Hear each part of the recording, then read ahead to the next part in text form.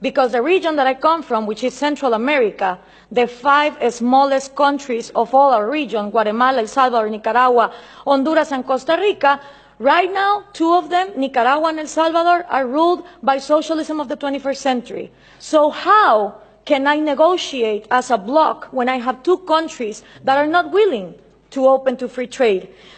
And for these 3 ways to work, you need to understand something about Latin America. I had 2 slides, 2 pictures, if we could put them on, please. The first thing is Latin America has always been ruled by dictators. Then Fidel Castro comes in, and he is successful in making a Marxist guerrilla. In the moment that Castro comes in and he makes a Marxist guerrilla, all the countries in Latin America start copying and pasting that model.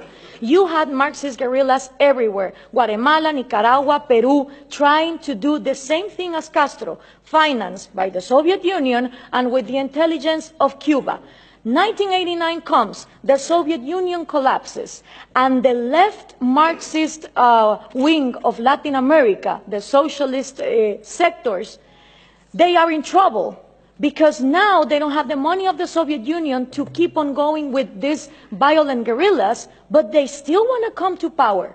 So what do? Well, Fidel Castro gathers together with Lula da Silva, and they form the first Forum of Sao Paulo. The Sao Paulo Forum is a parliament that every year gathers together to further on the socialist agenda.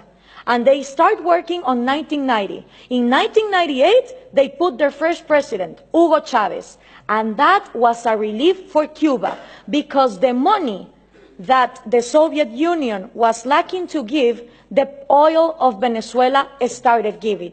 And now that the oil prices are coming down, they are hoping for Colombia to advance on the agenda to give FARC, the Marxist guerrilla drug dealer of Latin America, places in power. If this happens, we're going to have the first narco-socialist government, which will mean that the money of drugs, it's infinite. It doesn't depend on the market like oil, and then you have another socialism of maybe the 22nd century. So what we need to understand is this regional strategy is not only put in place in Venezuela, it has been put in place and tested in Brazil, Argentina, Chile, Uruguay, Nicaragua, El Salvador. And the places where they haven't governed, they have people who are waiting to come to power. When we understand this, we also understand that when the Berlin Wall fell, and communism was a thing of the past, in Latin America we voted for the so-called neoliberal governments, the right-wing presidents that were going to open the market. These people gathered together in the Washington Consensus, and they promised that they would give us free market. What did they do? They privatized everything. They privatized electricity, trains, radio stations, but they didn't liberalize them. They gave them as oligopolies and monopolies to their peers, and this created crony capitalism. But for most of the population, the one to blame was free market. I don't know if we can now put the picture, please. For the people, what is needed to be blamed is free market, when free market has never existed in Latin America.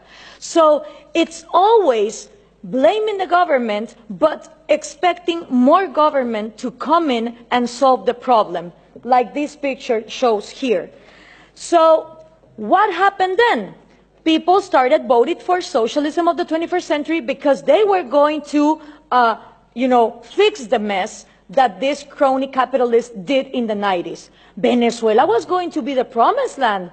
Caracas was going to be the New York City of Latin America. So what happened? All these people get in power, Chavez, Lula, Correa, Evo Morales, and instead of finishing with the privileges, the crony capitalism, the oligarchies, they become even worse. So why is this good news to us?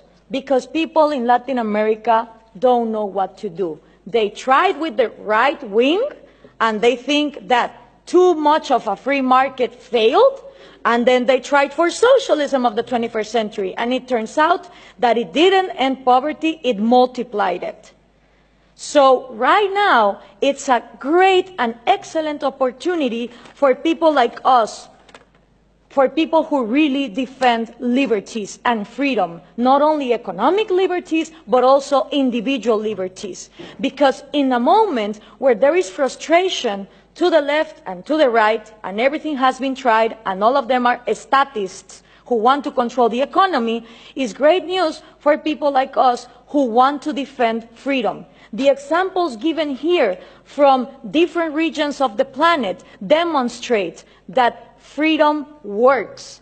So what we need to input from Europe to Latin America is the right messages. Those messages include that Scandinavia is not socialist, that we need trade more than aid, and in order for institutions to follow up, it's not about material equality, it's about equality under the law and the rule of law. Thank you very much.